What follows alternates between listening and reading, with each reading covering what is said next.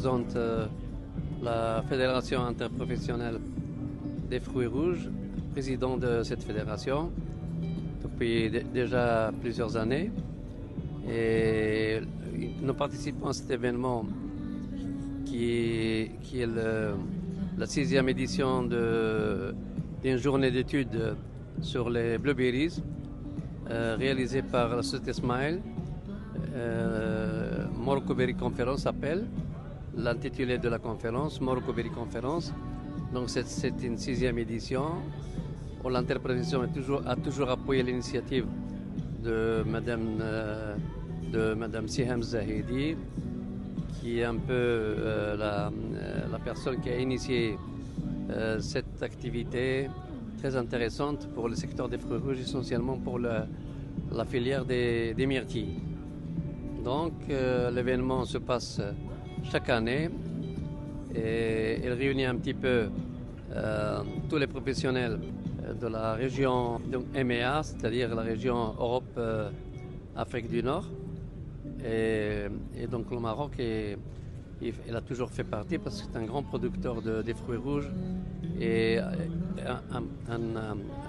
une organisation professionnelle qui gère un petit peu les relations et la coordination entre les producteurs, les conditionneurs et exportateurs et la partie recherche et développement, la partie logistique et tous nos partenaires se trouvent évidemment intéressés à cet événement. Donc c'est une journée entière où nous allons assister à des exposés sur le plan technique, sur le plan scientifique et sur le plan statistique de l'évolution de ce secteur dans le monde et la place du Maroc dans cette filière. La production marocaine est une production très importante. Il est le 4e pays exportateur des myrtilles. Il a exporté par exemple en 2025 autour de 96 000 tonnes, donc 92 000 tonnes en 81 000 tonnes, 82 000 tonnes à peu près en frais et le reste en surgelé. Et l'année prochaine, donc, on sera pratiquement à 100 000 tonnes et on atteindra la superficie de 7 000 hectares. Donc un pays très très prometteur. C'est une filière très importante. C'est vrai que c'est une filière qui consomme l'eau, mais elle valorise l'eau à des coûts intéressants. C'est-à-dire que le Maroc, évidemment, vit des difficultés en matière d'irrigation. Mais avec cette filière, on arrive à valoriser l'eau beaucoup meilleur que beaucoup d'autres spéculations très intéressantes à l'export. Nous réalisons, comme vous avez vu dans les exposés que nous avons présentés, des chiffres très évolutifs et encourageants. Cela a fait que, disons, la partie importante du para-agricole est représentée de cet événement. Donc tous les vendeurs d'intrants, tous les intéressés à la commercialisation.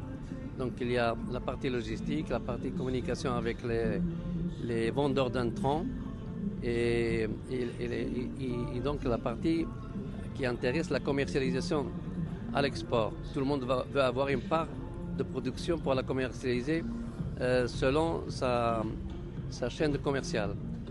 Voilà, donc c'est une rencontre qui va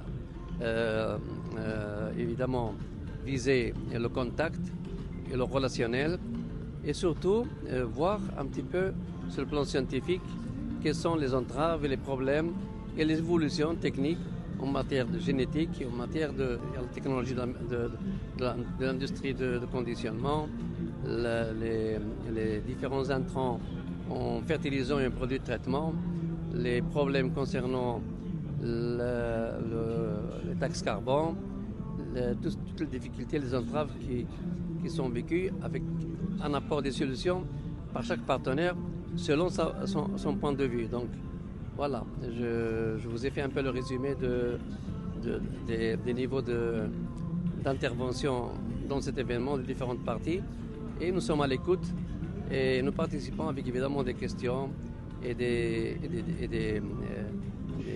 de commentaires qui pourraient enrichir un petit peu notre relation avec nos partenaires présents dans cet événement.